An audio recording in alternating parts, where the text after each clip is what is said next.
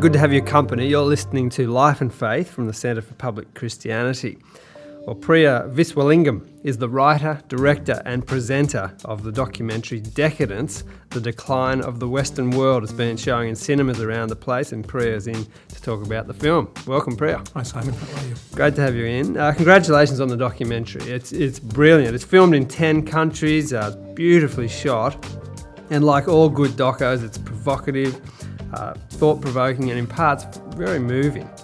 Now, the central thesis of Decadence is that while the West has been the dominant power in the world for the last several hundred years, it has peaked and is now in decline.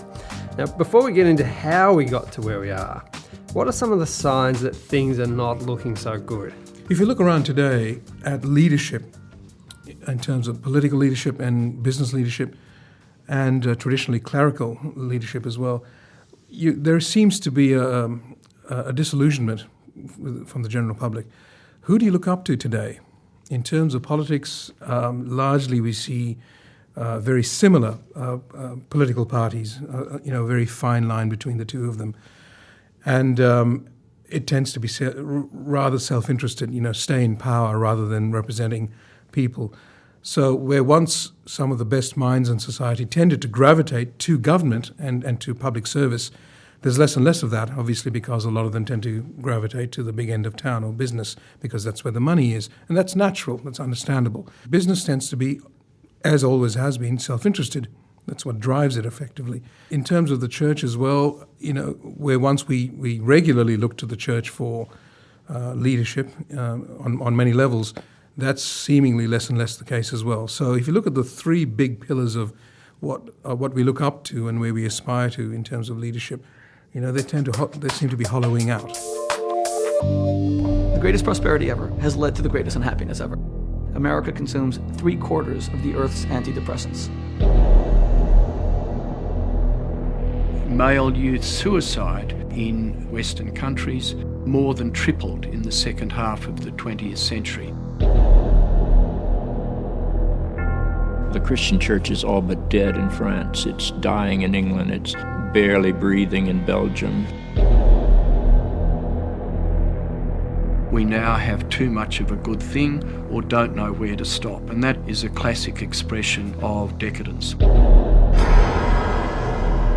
You point to commodification, a sort of an attitude that everything is there to buy and sell, from education to political institutions, relationships, and deep flaws in the kind of market system. The barbarians are at the gate, according to your way of thinking.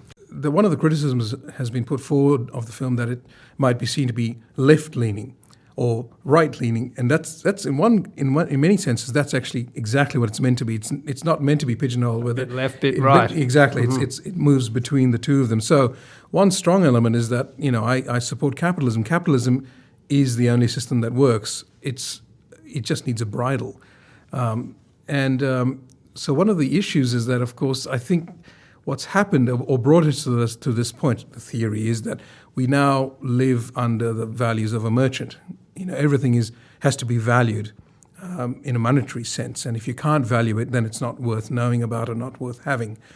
And these are the great ideals that drove the West effectively, the great adventurism and imagination and a sense of spiritual enlightenment, and values from the Enlightenment as well. So that's all. If we can't value that, then these are less and less part of our lives. So these are very merchant values, is what I call them, and so hence the barbarians of the gate. It's we now if we can't buy it, then it's not. I don't want to know about it. We even try and value happiness, for example, which is very difficult to do. You're listening to Life and Faith from the Centre for Public Christianity. Which brings us to the central thesis of this essay. Every civilization will fall. The question is when and what will bring the fall about. We fail at life's most cherished goals: getting married and actually staying married, raising well-balanced children. But I expect I'll be single for some time. Nothing beats what happened at Abu Ghraib for rank hypocrisy. But I still don't know why our country invaded a sovereign country such as Iraq. Critical thinking has been challenged ever since economic buffheads took over the campus and turned students into consumers. 80% of the population think that the country is run by a few big interests looking out for themselves. And your bonus was $9 million. What personally drove you to try to tell this story? It came from, for many years on the road, for SBS TV, I used to do a travel series. And we filmed in some, some very high-end countries, and of course on the other end as well. And that's where Decadence started to bubble up from, particularly some trips to Africa and to Asia, where you saw such abject poverty and desperation and difficulty. And I'd fly back into Australia the next day, and pick up a phone and pay a bill, for example, and think, when should I mow the lawn? And that was about the level of worry. As serious as it got. Yeah, that's right. Yeah. And I thought the chasm between that and this was growing, not getting smaller. We're hurtling forward. And that's when I started to think, what are we losing as we continue to hurtle forward? And there are some great stats, again, on the happiest countries in the world being, Mexico, not us. And where the Western world seems to be down the bottom in terms of life satisfaction and fulfillment and well-being. There's a line in there from, there's a study has been done in Oxford, one of the interviews we did, about the speed of happiness. They did a study on someone buying a BMW X5, and they asked, how long does that sense of fulfillment and achievement last? There it is, I get up in the morning and, look at that, standing in the driveway. Apparently it comes down to 1 week. And you know what I mean, when you buy your latest iPhone and all that, and you do this and you get your applications and all that. And the next week, they've advertised the next little model, and you think, For more Christian perspective on contemporary life, publicchristianity.org. Thinking about the family, you say that it's a fundamental block, but that it is in peril. Again, I can only go on what we all believe over the last 100 years or so. The nuclear family is actually quite a new thing. But, that's all I know, and that's what a lot of us know. And yet it seems to be that individualism has got to the point whereby I don't have to partake in this relationship if I don't feel I'm getting everything out of it. Well, I don't know if relationships were supposed to, to cover everything and anything, but the sense of discipline that imposes, emotional discipline and values, are important. I mean, if anything goes, then anything goes. I mean, so you reach a point in the relationship when you think, look, the grass is greener over there and all that. Right, I'm off, And what does it do to families? I mean, we all have heard and seen and films and radio reports and television programs on the difficulties that are caused. And then you have the other side of the argument saying, it's all fine, there's no effect on the kids at all. I can't really believe that, when there's such trauma involved in the breakup. So, that's a fundamental building block of society, the family. So if we don't have that staying together, then what have you got in terms of society? So, look, it's a hard thing, as we get, increasingly technologically driven, to impose values on other people and say, look, you have to stay with this person. That's how it is. But again, I come from an Asian background where there's no such thing as divorce.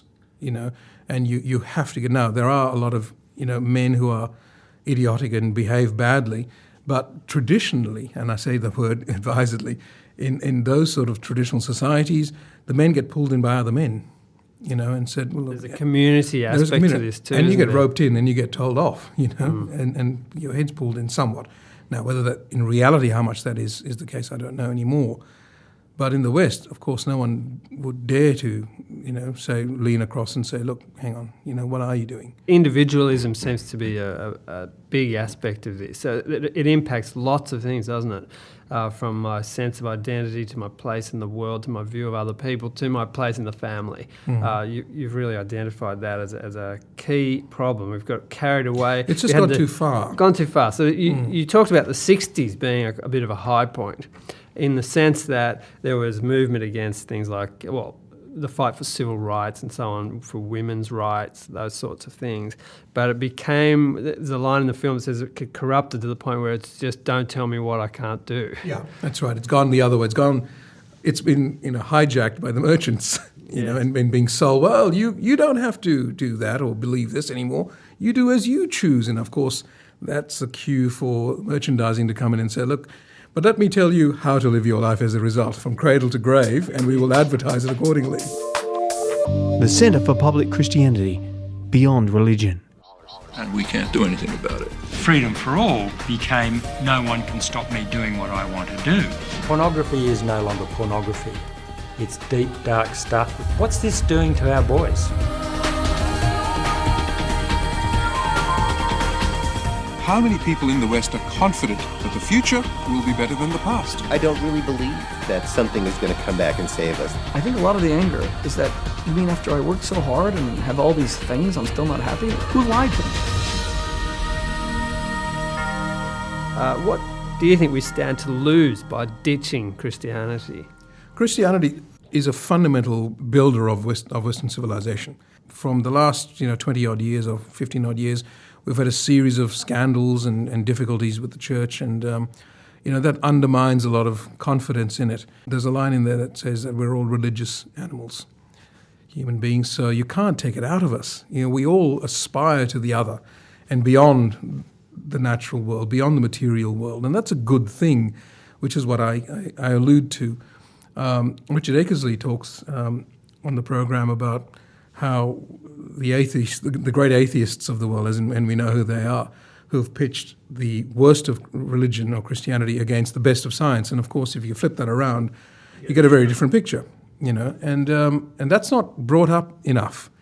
I've done a lot of interviews over the years with a range of Christian leaders, and we filmed in the monastery as well in WA, the Benedictine monastery there. Fascinating, absolutely fascinating, just in the sense of purity of life. One of these unadorned lives that are not subject to our daily bread, the material life that we all run harder and faster to earn more money, to pay for more.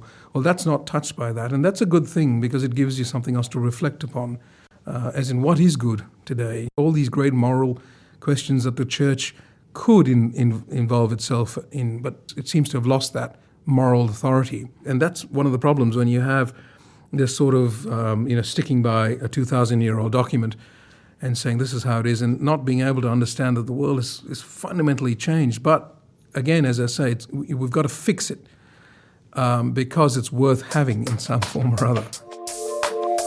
For more Christian perspective on contemporary life, publicchristianity.org. Do you see any hope? And what do you hope for your children and your children's children? Frankly, I'm a lot more pessimistic than the actual film, unfortunately.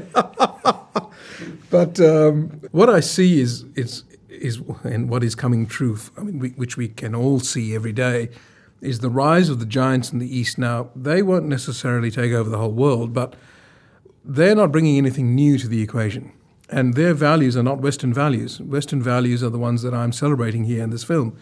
Liberalism, humanism, these sorts of great triumphal hallmarks of the West. They didn't come from the East, and they still don't come from the East. The East is essentially trying to ape the West, but not taking on some of those great values. It's cherry-picking the West. That's what I'm worrying about. Now, is there much hope? Yes, there is a bit of hope, perhaps, where, there's got to be a global forum. I think we've talked about this on my team and us, about the potential of rejuvenating the United Nations, for example, to talk about what represents the best of the West, the legacy of the West. Perhaps that's where it's best discussed, because that's where the giants will come and talk. We can't go and lecture the giants anymore because they're not listening to the West anymore. So where will they listen? Perhaps at a global forum. So maybe that's where some of these great hallmarks will be, etched in stone perhaps, or written down, that might be of influence in the long run, as the West's influence starts to decline accordingly. Well, you had a line in the film that said, you don't know what you've got till it's gone. Perhaps things are going to get a lot worse before they get better. But Pria, it's been fabulous talking to you about your film. Congratulations on it. Thanks for coming in. Thank you, son. Thank you very much for having me.